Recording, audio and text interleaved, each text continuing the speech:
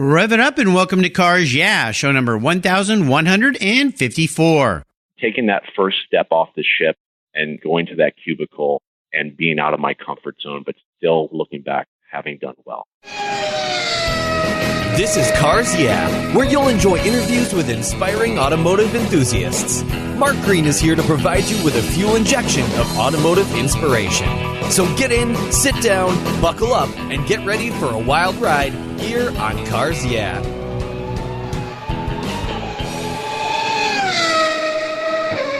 Hello, automotive enthusiasts. I'm revved up and so excited to introduce today's very special guest, Michael Andrew. Hey, Michael, are you buckled up and ready for a fun ride? A little white-knuckled. I'm ready to go, Mark. Here we go.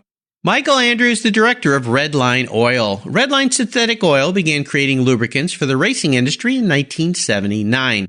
Today, they manufacture over 100 quality products, including motor oils, gear oils, assembly lubes, fuel additives, and their popular water wetter cooling additive.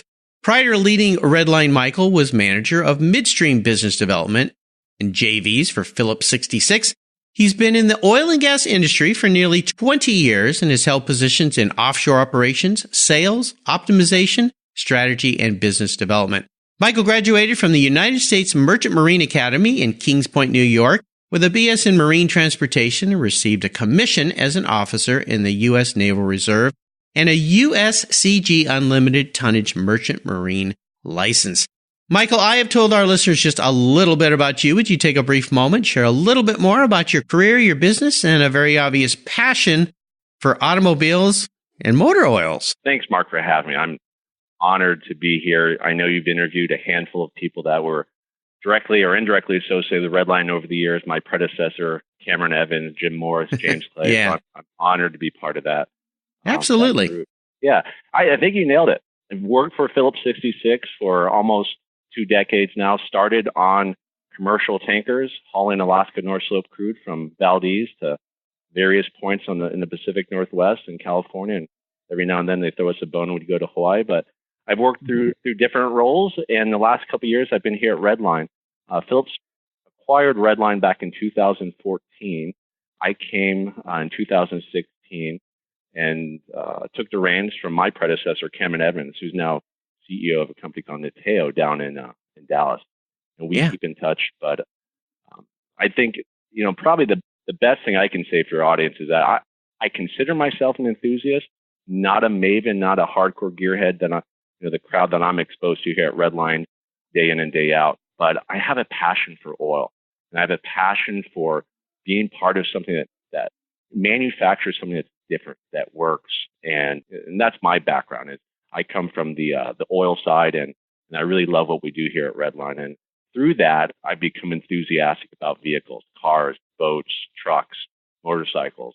Over the last couple of years at Redline, that's really been percolating, and I've just loved the industry. I love the people, and I love meeting people like you, Mark. Well, I'm very happy to have you on the show. And all those guys you mentioned, past guests, were great guys. Cameron, of course, avid racer. And I mentioned to Michael in our pre-show chat, which lasted a long time, actually. We just hit it off. We had a great time talking about motor oil in the Pacific Northwest and all the things, and even Southern California, where we both have a past. But I used your products in my race cars when I raced. Water wetter, Redline gear oils, and motor oils always was thought of as the stuff to put in the race cars. Absolutely top line stuff. And we're going to learn a lot more about that as we kind of continue through your journey. But first, I always like to ask my guests for a success quote or a mantra. This is some kind of saying that's been important to you, and it's a nice way to get the inspirational tires turning here on Cars Yeah. So, Michael, take the wheel. I was thinking about this, and I can't say it's a very sexy quote, right? But it's something that I think maybe because I'm innately lazy, I hate to say that, it always comes to the front of my mind. When I was 21 years old on my first ship, we were slow steaming from Barbers Point, Hawaii to the Hyundai Mipo shipyard in Korea. It was in the middle of summer. We were going probably about 10 knots in the sun. And I had a bosun who was this great guy. And Salt, old Salt, he'd been around, looked like, for maybe 80 years. And Wow. He told me, anything worth doing is worth doing well. And he told me that when he asked me to make a box. I had to make a suggestion box for the captain and for the crew. And this is just a simple box with 2 hinges and a slot at the top. And I remember working on it for about a week. I handed it to him, and it was like that Mr. Miyagi Karate Kid moment where he said, "No, Mike, this isn't good enough." Right? Yeah. And he was a master woodworker. And so that would happen week after week. Finally, almost 2.5 months go by, and there's about 3 inches lacquer on this, right? And I handed it to him, and I said, "Here, am I done?" He said, "I think you're done, Mike." He said, "Here's a lesson for you." You know, he said, anything worth doing is worth doing well. And when people come here to put these suggestions in this box, it's not going to be an afterthought. They're going to look at that box and they're going to say, you know what, this is a reflection of the person who made it. And, you know, that's just stayed with me. And whether I'm washing dishes, you know, this morning before I came to work, I was doing a few dishes and I wanted to stop and I wanted just to do one and walk away. And that thought kicked in, that quote. And it so often does, probably on a daily basis. So it's gotten me into trouble too, but no doubt. Well, you know, it's a wonderful way to go through life and think about things. And that lesson from an old salty, crusty guy that's been around and done that was so valuable. I'm so glad that stuck with you. I've heard that from many, many people, and especially as it relates to manufacturing or building old cars and things. Do it once, do it right, because it's always painful to go back and redo it over and over. Like that suggestion box that you had to keep doing over and over, but he was obviously teaching you a very valuable lesson in life. So even relates to the dishes. I like that little tie-in that you did there. That was good. Well, let's take a look at some of the roads you've driven down, because my goodness, sounds like you've been around the world. You've done a lot of different things. No doubt you've run up against maybe a few squalls and storms, maybe some challenges, maybe even a failure that you met along the way. These are wonderful learning lessons, and they can help others who might be facing the same thing. So kind of walk us through one of your experiences and tell us how it helped you gain even more momentum as you move forward in your career, your business, or your life. Yeah, you know, the pivotal moment for me was about 2.5 years ago. My wife and I had a little boy, and he was diagnosed with spinal muscular atrophy, or SMA. And SMA has a variety of, I guess you can say, severity, right? And SMA 1 to SMA 4. And the type groups, the lower the type group, the more severe. And he was diagnosed with SMA type 1. And typically those children only have 2 to 3 years to live. And it's very similar to, the symptoms are very similar to ALS or Lou Gehrig's disease, where you atrophy, your muscles atrophy, and you typically pass from respiratory failure. And so it was heartbreaking. It was wrenching. Right? I've never had something so gut-wrenching in my life. Can't even imagine, yeah. I remember sitting there with my wife, and we were at Stanford. I remember the doctors came. They had the palliative care team. They sat us down. I said, "What do you want to do?" I remember saying, "Well, what do you mean? What do you want to do?" I'm like, "Well, we can do everything we can to make him as comfortable for as long as possible, or this can be over quicker." And in not so many words, right? They were very careful, careful on how they worded it. And we looked at each other and I said, "Hell no, we're gonna, this little boy's life's gonna be wonderful." Yeah. And fast forward 2.5 years later, he just had his second birthday, not too long ago. And my wife and I have a completely different outlook on life. And I don't want to get too long-winded, but the FDA has come out with a drug, the first drug ever to treat the disease, not to treat the symptoms, called Spinraza, and it's been amazing. It's given us hope, right? And hope is such a powerful thing. And my wife and I can definitely speak for myself, I have a completely different outlook on it, right? And so I appreciate every day that I'm here. I appreciate walking, swallowing, just the simple things in life. I literally in the morning, I make a cup of coffee and I go outside with my dog and I just look at the skyline. So it's stuff that I've never done before. But yeah, I mean, that's the hardest thing I've ever gone through. And I feel bad to say me, because really it's him that's going through the difficulty. But it's changed my perspective on life for sure. Oh, thanks for sharing a really personal story there. I've got goosebumps on my arms. I had Wayne Carini on the show. He's very well known for chasing classic cars and his business. And he has a daughter who has challenges, physical challenges and so forth. And he said the same thing, very similar, that it helped him change his perspective on the value of life. Now, everybody thinks, well, I value life, but everybody goes through life, I think, taking a lot for granted every day. And the fact that your son, what's his name, may I ask? Tristan. Shout out to Tristan. I mean, what a wonderful name. I just, the fact that he gave you that gift of seeing things differently is absolutely wonderful. Absolutely spectacular. I think I'm a better husband, father. I think I'm a better leader. I'm more empathetic. I don't care as much about impressing people, Mark. It's I don't know how to describe it. It's one thing to articulate, it's another thing to live through it. So I think overall I'm a better person though because of it. Well, no doubt. And our children can do that for us in any respect. But wow, what a wonderful story to share. Thank you for walking us down that. Now, I usually ask my guests about a story that instigated their passion for cars. Now, when we chatted before the show, you said, I'm really more of a oil guy, lubricant guy than I am a car guy. So maybe you're going to answer this question a little differently, but is there a pivotal moment in your life when you knew that you were going to have some passion for cars, or is it motor oil that you're real passionate about? I got to be straight with you. My passion the last 20 years has been the oil industry. I've always had an affinity for cars. I think every kid does. My dad wasn't a gearhead or a maven, right? I don't remember him ever popping the hood to change anything or fix anything. But I will say at a young age, I was a military brat. I was born in Stuttgart. And I remember we moved to Florida at a very early age. My dad retired. But I remember getting into debates with the neighbor kids, my best friends in the neighborhood. And they're all very proud of being born and raised, in Sarasota, Florida. And I was always the outlier. I was born in Stuttgart. No one knew where that was. And I was desperate to take pride around, where I came from and my birthright, so to speak. I remember my dad told me, well, that's where Porsche is. That's where Porsche is from. And at that moment, I was probably 6 or 7 years old. Everything was about Porsche. And so I remember getting into an argument with my buddy Kurt, who's actually an attorney now.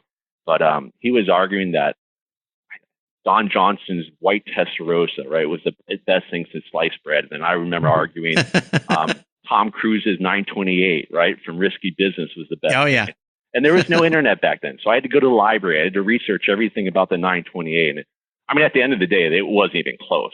Testarossa all day long. But I was so passionate about Porsche that we would go back for family vacations. And because my dad was the base commander of a military installation, a U.S. military installation outside of Stuttgart in a town called Berblingen. It's still there, Panzerkaserne. It's home to the U.S. Special Forces Africa and Europe. So we would go back, and because of his position, he had a lot of high-ranking family friends that worked for Daimler or for Porsche. And so I always got a chance to go and take tours and ride in these cool cars on the Autobahn, as an 8-year-old and 9-year-old. And that left a lasting impression. But I would say it was fairly topical. And then the last 2.5 years being at Redline, I've become much more of a passionate enthusiast, right? Going to car shows, interacting with our customers, with the professional race teams, with Cameron Evans, my predecessor, and we still talk often. I've learned and I've grown a much deeper appreciation for all vehicles, right? And the lifeblood of vehicles, obviously, for me is lubricants and oil. But the respect level is completely different. It went from liking, shiny things. Hey, that's a Lamborghini. It's beautiful, to appreciating, an older Saab. So it's a different perspective, but I'm still probably only 2 inches deep, but I've taken a pivot, and now I change my own oil. I work on my own car now, probably to my wife's chagrin, but it's new. It's still relatively new for me, not like many of your listeners or your interviewees that you've had in the past, but it's a deeper appreciation that I've come to I've come to appreciate in the last couple of years, really being surrounded by people at Redline. Well, and of course, as we're doing the show, this is the last day of SEMA, which is talk about being surrounded by shiny, sparkly things, all these spectacular cars at the show and the event, and the massiveness that the car industry is, which is pretty darn cool. But I'd probably argue a little bit that I think the 928 is a better car than that Testarossa in many, many ways. I needed you back when I was 8 years old then. I know. Well, I when they first came out with that car, I disliked it. I'm a huge Porsche fan. So when you say Stuttgart, that's like the motherland for me. I love Porsches, but I got to go on a Porsche driving experience way back when the 928 came out, and they had all the models there. I was in San Diego, and this guy named Vic Elford, who's like super famous Porsche race car driver, was my instructor for the day. And he goes, what do you think about the new 928? I said, I can't stand it. It's the engine's on the wrong side of the car, and it's water cooled. And it was like, why is Porsche doing this? He said, you're going to be impressed after today driving that car, comparing it to a 911, a turbo, and the other models. And I was. And I would say, certainly the Testarossa is a sexy car. I mean, Italians make sexy cars. But as far as a better car, and I probably got a few guest listeners raising their eyebrows right now. I'm going to get some emails, but I think overall, and it's a fast vehicle. I mean, the 928 is a very fast car. But what also comes to mind, which relates to you, Michael, is that great scene in Risky Business. Who's the U-boat captain? when that car went into the water. So, see, there's a tie back here. Everything kind of comes around. Yeah, full circle. It's funny because I was thinking of, different things, influences in my life, and I hate to go back to it, but the mid-'80s, the television series in the mid-'80s, I think like Magnum PI with that 308 GTS. He had Doberman. My family dog is a Doberman now. I'm thinking subliminally, was I over-influenced by the amount of TV time I had, right? Knight Rider, Airwolf, all MacGyver, all these shows influenced me somehow. So yeah, I think TV was much better back then too. So most definitely. Well, listen, you've done a lot of different things. You've been around the world. My goodness. Is there a big career aha moment for you that stands out? A pivotal aha moment, probably not. But when I transitioned from going to sea, right? So my education, my professional training was to be a deck officer on a merchant ship. I learned cargo ops, I learned navigation, celestial navigation, etc.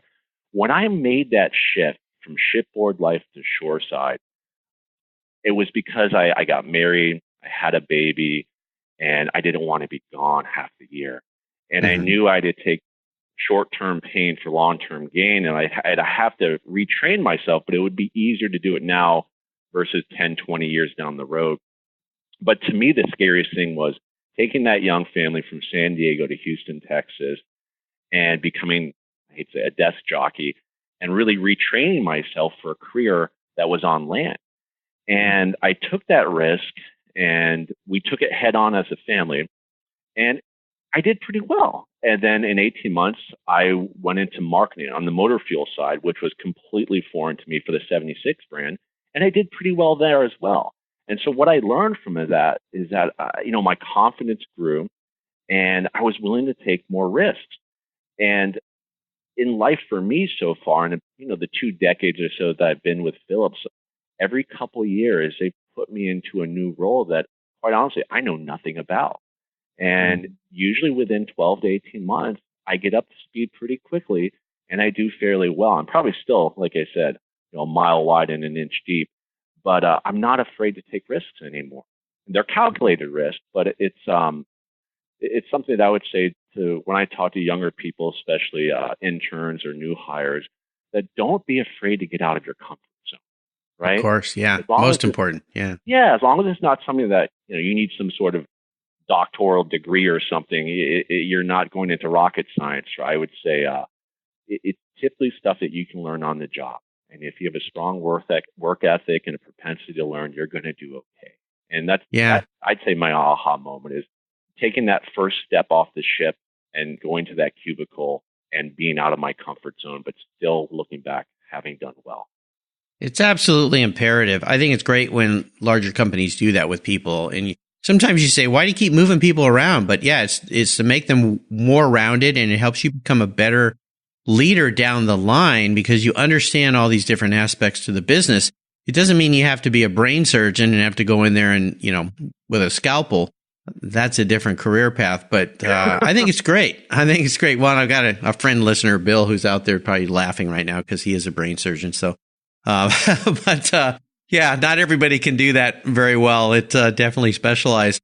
Well, let's talk about a car here. Is there a first car in your life that was really special for you? Maybe you can share a memory about that vehicle. Yeah, it wasn't that long ago. So it goes back to my son Tristan, right? When he was diagnosed, we had a Suburban. I had a fun FJ Cruiser that I had lifted and a winch and all kinds of funny, silly stuff on it. But I got rid of that to get a Suburban because the family is growing. We have a 10-year-old and a dog, and we love families, so we were going to plan to have more kids as well. And so I got the Suburban, and then Tristan was diagnosed. And all of a sudden, the Suburban, although it's huge, I mean, the thing's a boat, it was still difficult to transport him. He has a lot of machines. He breathes on a ventilator. He has a suction machine. He has about 3 or 4 pieces of equipment. It was very difficult just to go to the store or go to a doctor appointment. I got a 2016 Mercedes-Benz Sprinter van, high roof. And took it down to these guys in Huntington Beach called El Capitan, and Billy down there did an amazing job converting that to a mobility van. Nice. And it's very functional. It's utilitarian. It still looks sexy. I still put, nice wheels on it. And of course, you're a car guy. Yeah, it's still pretty. But it's amazing at how a vehicle, and this is where I really, came to appreciate what a vehicle can do for you, how liberating it is, right? We've spent the first, I'd say, 6 months just trying to keep them alive. And then the next 6 months, figuring out how do we leave this house, right? We're 24/7. We're sitting next to them. We're in the room, and we saved up our money. And I took my Porsche money, quite honestly. My dream car is, one of the 930 body style 911 turbos. But I took that money and we bought a Sprinter van, and we had it converted. And it's amazing. It really, it's not the most fun thing to drive, but the fact that we can go on a Saturday and just say, hey, let's go to the park, right? Or let's go down to the coast. And it doesn't take, before it's like moving Napoleon's army. It would take an hour just to get the Suburban set up. Now the van has an inverter. We put him in. We have an under vehicle lift. He gets tied in, we strap him into the car, plug in his equipment. He's got his TV up there with Apple Play. We're watching cartoons. And within 10 minutes, we're on our way to the coast. And so that vehicle is just, for us, it's liberating. And it's brought a sense of normalcy back to our life. So that's probably the most special vehicle I've ever had.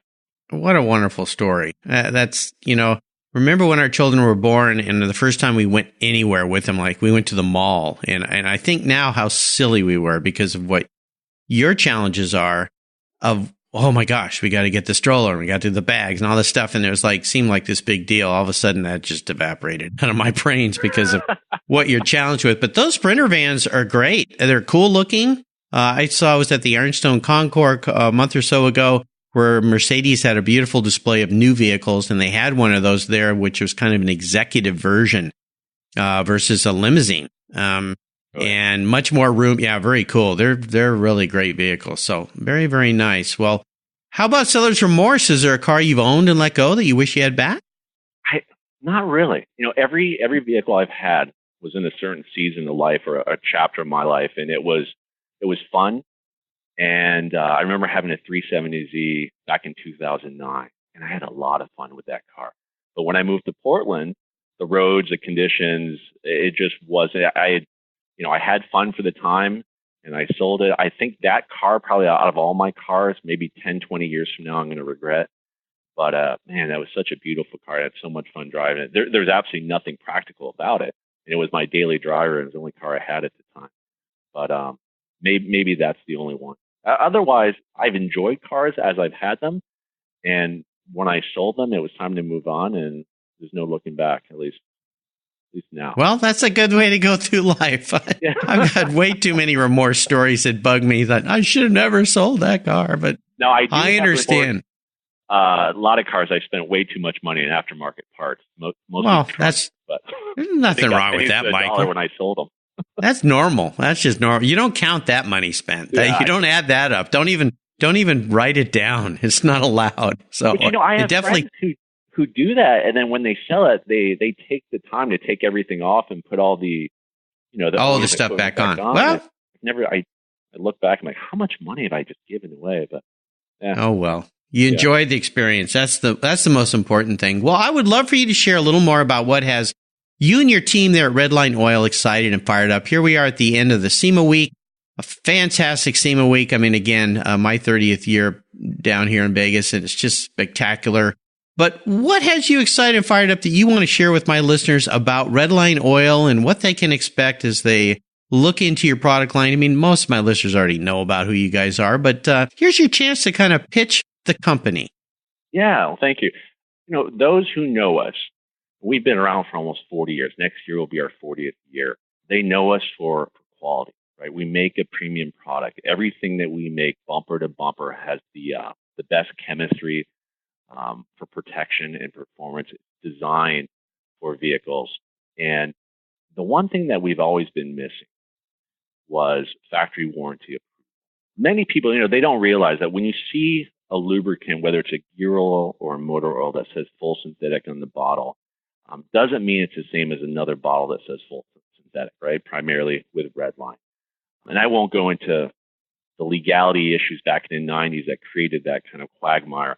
But for something that's typically $6.99 versus a Redline bottle that's $11.95, you're getting a different quality product. Now, we can argue all day long on whether or not that price point is worth it based on the difference, but it is different. You do get better protection and better performance.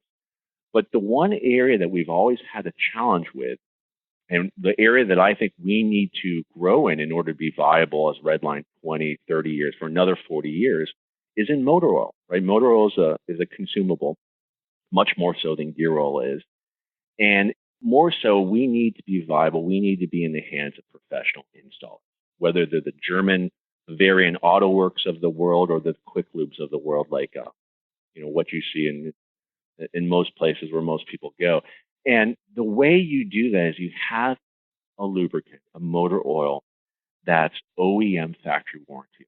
And the reason Redline has never been in that space before is because we've always exceeded all these standards. And so it's very difficult to get the Porsche approval, the Mercedes-Benz approval, the GM Dexos approval, or the API approval, because we always exceeded the specifications and we were never willing to, I guess you can say, lower our standards.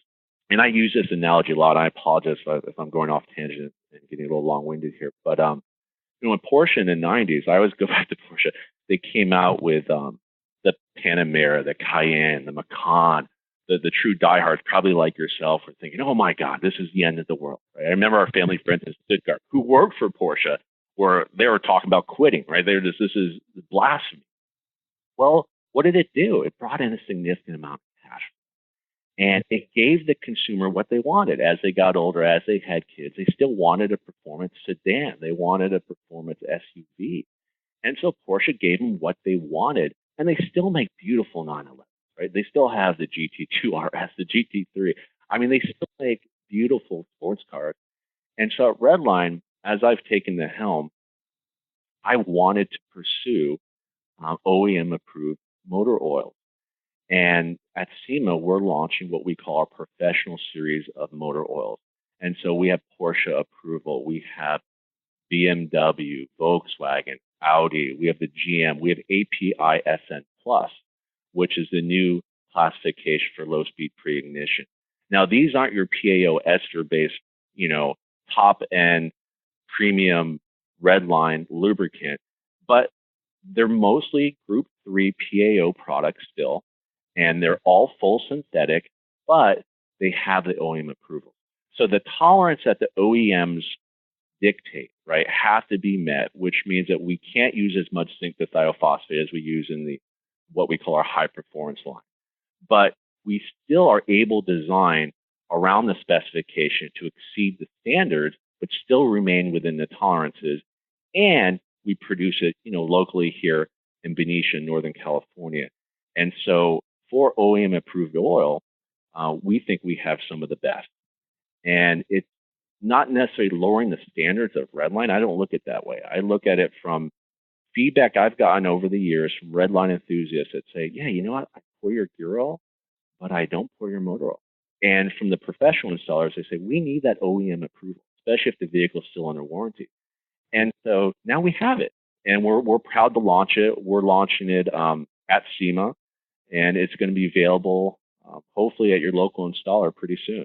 Well, that is exciting, very exciting. And I'm glad you brought all that up because back when I was racing, I thought, well, I wouldn't use this in my regular car. I'd just use it in my race car. And then I stopped and go, well, why would that be? Because oil is a cheap cheap insurance on a vehicle and why people don't change their oil more often. I know manufacturers now, some of them say you can go 10,000 miles. No, I can't 15. I can't do that. No, I'm sorry. I mean, it's just too inexpensive to preserve that vehicle. And I keep cars for a long time. I mean, my daily driver is a 14, 15-year-old M3. My wife's is a 16-year-old X5. My toy car, you're going to like this, is a 30-year-old 930 or turbo. So, so I keep cars a long time. So I put good oil in them. I change them more frequently than I probably have to, but I do. It makes me feel good. I know it makes the cars last longer. So I'm so excited for you guys. Congratulations on this new era in Redline's history. This is fantastic. Going to be launching it at SEMA is the right place to do it as well. Very, very cool. Well, Michael, if you woke up tomorrow morning and you were a vehicle, maybe you're a ship, I'm not sure. We'll see. In your garage tomorrow, what would you be and why? Probably a Land Rover Defender. Oh, cool. I like it. Utilitarian. I'd say it's practical, but it's the price point's not practical. But it's something you can dress up and take to a black tie event, or something that you can take off-road camping if you wanted to, and it fits the whole family. So I'd say if you asked me this question 10, 20 years ago, it'd be a different answer for sure. But at this point in life, and I know they're not in production anymore, but that's probably an older, early 2000s model. Yeah, they're cool. They're cool. Yeah, I like it. Very nice. Well, Michael, up next is the last lap. But before we put the pedal to the metal, let's change our motor oil and say thank you to today's sponsors. What's the worst thing for your car's interior? No, it's not that milkshake the kid spilled in the back seat. It's the sun. Harmful UV rays cook your automobile's interior hour after hour when it's parked outside, even on a cloudy day. What's the solution? Covercraft Sunscreens. They protect your dash, seats, and interior finishes from those damaging UV rays while keeping the interior temperature tolerable, even on the hottest summer days. No more painfully sizzling seats and steering wheels for you. They unfold quickly and easily install, stay where you put them, and are custom patterned for an exact fit. The foam core acts as a cooling insulator, and you can get yours in different colors and finishes. And they even fold up easily and store under your seat or on the floor. I've used Covercraft Sunscreens for years, and they are a fast and easy solution that protect my beloved cars when they're not in the garage. Learn more and order yours at covercraft.com. Want to protect your entire vehicle? Get a car cover from Covercraft. They have those too. That's covercraft.com, and tell them Mark sent you.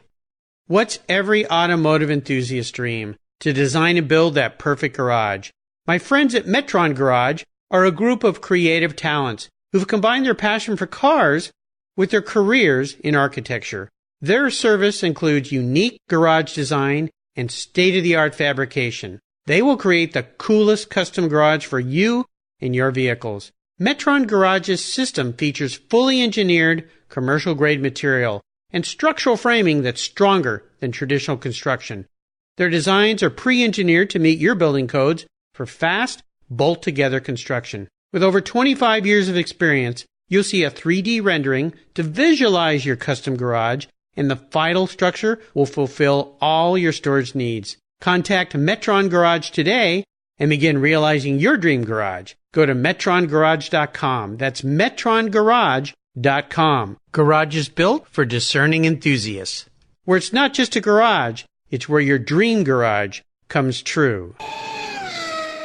Okay, Michael, we are back and we're entering the last lap. Fresh oil in the tank. We're doing really good here. I think I'm going to fire off a series of questions for you and ask you to give our listeners some very quick blips of the throttle answers. So here we go. What's the best automotive advice you've ever received? It's slightly different. So this is my dad told me if you have to ask how much, you can't afford it. Oh, well, I like that one too. I thought for sure it'd be change your motor oil often, but we already know that. But you're right. If you have to ask, you can't afford it. I heard that one a lot too as a kid. Would you share one of your personal habits you believe has contributed to your many successes over the years? Hard work and don't cut corners. Absolutely. That sounds like a good motto for Redline Oil, too. Do you have a resource that you'd like to share with our listeners? I really enjoy the drive. So especially their engineered series. If you go on YouTube, just search The Drive. They did a great piece on, Cameron Evans did a great piece on them a couple years ago, but everything in terms of vehicles, I really enjoy it. Yeah, it's great. Now, if I could wave a magic wand and arrange for you to have a drink with anyone in the automotive industry, living or deceased, who would that person be? Dan Gurney. Oh, yeah. God, I wanted to get him on the show so bad for so many years. His health was declining, and he was so busy. I mean, the guy was just working right up to when we lost him. But I got to meet him a couple times and spend just a few brief moments with him. Just a wonderful man. I don't think there's anyone who's ever said anything bad about Dan, who worked with him, who raced against him, who was around him in his life. Yeah, we really lost a spectacular engineering genius in our lives here. So, Dan Gurney, shout out to Dan. I'm going to have his son as a guest on the show here sometime soon. So I think that'll be pretty cool. Yeah. Now, how about a book? Is there a book you've read you think our listeners would enjoy? Yeah, the one thing I can say about my time at sea is that I read a lot. And that same bosun that had me build that damn box, he introduced me to an author, I think from your neck of the woods up there in the Pacific Northwest. His name is Tom Robbins. And I read every single book from that man, probably twice. But my all-time favorite was the one that they made into a movie. And the movie, I don't think it did very well. But Even Cowgirls gets one of my favorite all-time books. And then my son Tristan's favorite book is Pout Pout Fish. So that's up there with it because I love how he laughs when I read it. There you go. Yeah, great. What you should do is I'll introduce you to Dwight T. Knowlton, who's a past guest here, who's written some awesome books for kids that you should get your hands on for Tristan. Car books about stories about cars and dads and cars. And he even did one about a dad and a daughter with an old car. So, just go to... Carpe Diem, Dwight T. Knowlton Books. You can find his page on my website. And you can find everything that Michael has shared here on his page on the Cars Yeah website. Just go to carsyeah.com, type in Michael Andrew, and that will pop right up. All right, we're up to the checkered flag, Michael, and this last question can be a bit of a doozy. Today, I'm going to buy you any cool collector car on the planet. Maybe it's one of these cool cars here at SEMA. Whatever you want, it doesn't matter. Money is no object today, but there's a couple rules. You can only have this one car as a collector car. You have to drive it. No garage queens here. And you can't sell it to buy a bunch of other toys with, so that little trick's off the table. What can I buy you today? I want your Porsche 930. Oh, my car. Oh, ouch. You're the first one who said they want my Orange Crush. And that's what I call my cars. My listeners know my Orange Crush because it's a very unique paint to sample metallic orange. So, ow. It's like beautiful. And I only saw a little bit of it. You had a short YouTube video about your pending move into television, perhaps. Yeah. And you pulled up in that car. I didn't realize it was yours till you just told me. But I saw enough of it to know that's the one I want. Oh, my God. Now, I got a lot of listeners laughing right now going, now you set yourself up here. I mean, it's kind of interesting. I've had a lot of people ask for Porsche turbos, but you're the first one to ask for mine. I guess I got to prove my worth and my word here.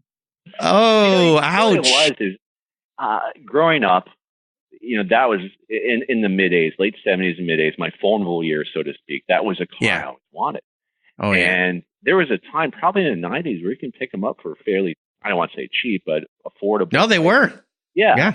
And then I finally have, I guess, a decent amount of money in the bank where I can maybe buy one, and I go to look it up, and the sticker price of those cars now, I guess there's more Michael Andrews out there who finally have the money from the, in the late 70s. And here's the deal. Yeah, here's the deal with Porsches. I mean, the older cars, rising tide floats all boats, right, Michael? You know that from being on the sea. So the increase in collector car markets with what they call the long hood Porsches, even the short wheelbase 911s from 65 all the way through 73.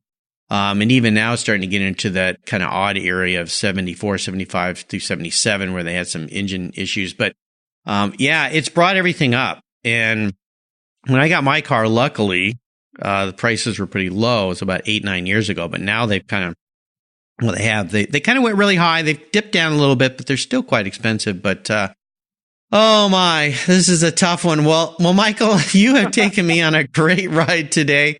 I've really enjoyed your stories, getting to know you. I want to thank you for sharing your journey. Great time here at SEMA. Congratulations on Redline and the new launch here at SEMA, and to everybody that's been at SEMA this week.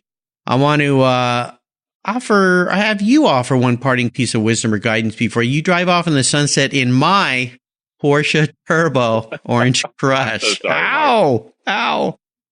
Here's what I'd like to say for anyone who's listening, and it takes me somewhat seriously, but don't take life too seriously. Focus and be thankful for today, and remember to be kind. Absolutely. And send some good wishes out to Tristan and Michael here and his wife and family. A shout out to your son for his challenges, but his spirit and what he's brought to you and others and all the listeners here today, I'm sure, have been enlightened and brought forward in a positive way with his story. I think it's fantastic that you shared that. And what's the best way for our listeners to learn more about you and Redline Oil? That's a great question. Redlineoil.com. Visit us, learn about us, click on the Why Redline page, watch the short video, and best of all, if you have any questions, give us a call. We love talking to people who love cars, who love oil, who want to know why Redline is different, what we can do for you, and where you can get it. So website, YouTube, just give us a call. Or if you're in Northern California, walk through the door, take a tour. There you go. Love to see you. Invitation. Yeah, fantastic. And I think here in the future, too, I'm going to get your chemist on the show here. We talked about that. The guy who started the company, who's back in the company now. I think that'll be a really cool interview for him to give his perspective of the intricacies and details of why motor oils are different and why some are better than others. Well, listeners, you can find links to everything Michael shared on his show notes page at the Cars Yeah website. As I mentioned before, just go to carsyeah.com, type in Michael Andrew, and that page will pop up. Check out Redline for everybody that I got to talk to here at SEMA this week. Awesome. Thanks for coming up saying hello. What a week it's been. Michael, thanks for being so generous with your time, your expertise, and for sharing your experiences with my listeners. Until you and I talk again, I'll see you down the road. Thank you, Mark. You're welcome. You take care of your cars, but who takes care of your investments? Tune-ups aren't just for engines. Updating your financial plan is important too. Your GPS may take you from A to B, but it won't help you on the road to financial freedom. For that, you need a good co-pilot and a very trusted advisor. Chris Kimball, CFP, is just the man for the job. He'll guide you down that road without driving you crazy. For over 25 years, Chris has helped people just like you and me with their financial planning and investments. With a master's degree in financial services, he is eminently qualified, and he's a car guy too. Learn more at chrisvkimball.com or call 866-ON-A-PLAN. Securities through Money Concepts Capital Corp., member FINRA SIPC. CK Financial Services is not affiliated with Money Concepts Capital Corp. Thank you so much for joining us on today's ride here at Cars Yeah. Drive on over to carsyeah.com to find show notes and inspiring automotive fun. Download your free copy of Filler Up, a fun book filled with gorgeous photographs of fuel filler fun, including quotes from more inspiring automotive enthusiasts.